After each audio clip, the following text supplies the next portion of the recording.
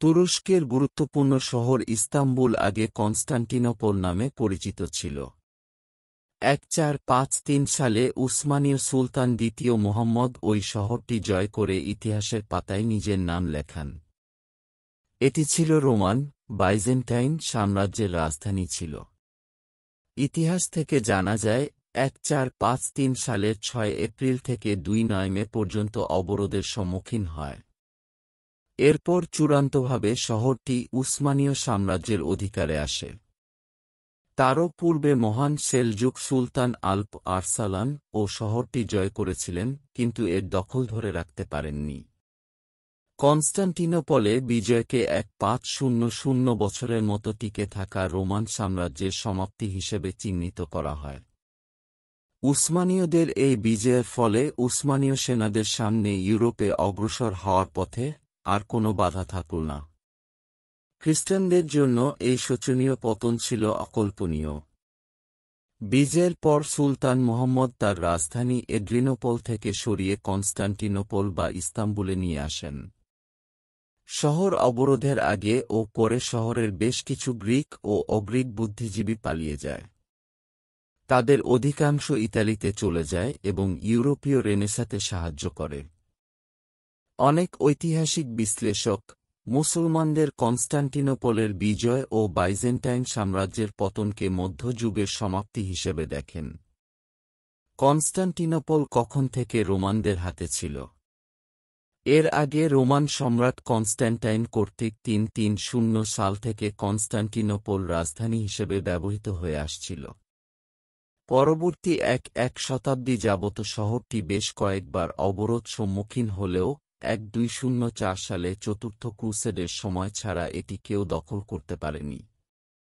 ক্রুসেডাররা কনস্টান্টিনোপলকে ঘিরে একটি অস্থায়ী ল্যাটিন রাষ্ট্র প্রতিষ্ঠা করে। তবে সাম্রাজ্যের বাকি অংশ বেশ কিছু গ্রিক রাষ্ট্র, বিশেষ করে নাইসিয়া, এপিরাস ও ট্রেবিজন্ডে বিভক্ত হয়ে পড়ে। এই গ্রিকরা মিত্র হিসেবে ল্যাটিন শক্তির বিরুদ্ধে লড়াই করলেও বাইজেন্টাইন মুকুটের জন্য নিজেদের মধ্যে প্রতিযোগিতায় লিপ্ত হয়। নাইসিয়ানরা 1261 সালে কনস্টান্টিনোপল অধিকার করে নেয়। দুর্বল এই সাম্রাজ্যে অল্প পরিমাণে শান্তি বিরাজ করছিল।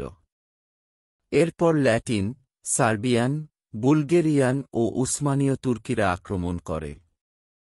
1346 থেকে 1349 সাল পর্যন্ত স্থায়ী ব্ল্যাক ডেথ বলে পরিচিত মহামারীতে শহরের প্রায় অর্ধেক অধিবাসী মৃত্যুবরণ করে।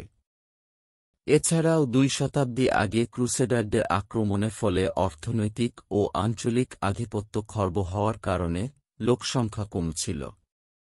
ফলে 1453 সালে শহরটি বড় মাঠ দ্বারা পৃথক করা কিছু দেয়ালঘেরা গ্রামের সমষ্টি ছিল।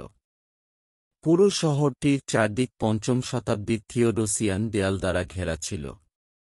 1450 সাল নাগাদ সাম্রাজ্য ক্ষয়প্রাপ্ত হয়ে পড়ে। এ সময় শহরের বাইরের কয়েক বর্গমাইল মারমারা সাগরের প্রিন্স দ্বীপ ও পেলোপন্নিস ও এর সাংস্কৃতিক কেন্দ্র মিস্ট্রাস নিয়ে গঠিত ছিল। চতুর্থ ক্রুসেডের ফলশ্রুতিতে সৃষ্ট স্বাধীন ট্রেবিজন্ড সাম্রাজ্য কৃষ্ণ সাগরের উপকূলে টিকেছিল। সুলতান মুহাম্মদের উত্থান হল যেভাবে 1451 সালে সুলতান দ্বিতীয় মুহাম্মদ তার পিতার উত্তরাধিকারী হন। মাত্র 9 বছর বয়সী একজন তরুণ শাসক হিসেবে কতটুকু যোগ্য তা নিয়ে অনেকের মনেই প্রশ্ন ওঠে। বলকান ও এজিয়ান অঞ্চলে তিনি খ্রিস্টানদের বিরুদ্ধে তেমন কোনো সফল ব্যক্তি হতে পারবেন না বলেই সবার ধারণা ছিল। কিন্তু দিন যতই যেতে থাকে ততই তার প্রজ্ঞা ও কৌশল সবার সামনে স্পষ্ট হয়েছে। অভিনব রণকৌশল প্রয়োগ করে তিনি নিজেকে প্রমাণ করেন একজন যোগ্য শাসক হিসেবে। উসমানীয় সাম্রাজ্যের সামরিক শক্তি ও রণকৌশল। সুলতান মুহাম্মদ সমুদ্রের দিক থেকে শহর অবরোধের জন্য একটি নৌবহর গড়ে তোলেন। এটি অংশত গেলিপোলির গ্রিক নাবিকদের নিয়ে গঠিত হয়েছিল। উসমানীয়রা মাঝারি আকারের কামান তৈরিতে দক্ষ, একথা অবরোধের আগে সবার জানা ছিল। কিন্তু গোলা ছোড়ার পাল্লা প্রতিপক্ষের ধারণার বাইরে চলে যায়। অস্ত্রের ক্ষেত্রে উসমানীয়দের এই সক্ষমতা উরবান নামক এক হাঙ্গেরিয়ান কারো মতে জার্মান ব্যক্তির কারণে সম্ভব হয়। তার নকশা করা একটি কামানের নাম ছিল শাহী। এটির দৈর্ঘ্য ছিল 2.7 ফুট 8.2 মি এবং এটি 600 পাউন্ডের 2.72 কেজি একটি গোলা প্রায় 1 মাইল 1.6 কিমি দূরে ছুঁড়ে মারতে পারত। বেশ কয়েকবার চেষ্টার পরও বালতুগলুর অধীন উসমানীয় নৌবহরগুলো যখন গোল্ডেন হর্নে প্রবেশ করতে পারছে না, তখন অভিনব বুদ্ধি মাথায় আসে সুলতান মুহাম্মদের। তিনি গোল্ডেন হর্নের উত্তরে গালাটার উপর দিয়ে চর্বি মাখানো কাঠের একটি রাস্তা তৈরির আদেশ দেন। অর্থাৎ স্থলপথে নৌকা চালানোর অবিশ্বাস্য ঘটনা। জাহাজগুলোকে টেনে গোল্ডেন হর্নে নিয়ে যাওয়া হয়। ফলে বাইজেন্টাইনদের মনোবল ভেঙে যায়। 2 এপ্রিল রাতে উসমানীয় জাহাজগুলো ধ্বংস করার একটা চেষ্টা চালানো হয়। কিন্তু উসমানীয়রা পূর্বে সংকেত পাওয়ায় খ্রিস্টান বাহিনী ব্যাপক ক্ষতিগ্রস্ত হয় এবং পিছু হটে। এভাবে নানা ঘটনা পরিক্রমায় মুসলমানদের হাতে পতন হয় কনস্টান্টিনোপল।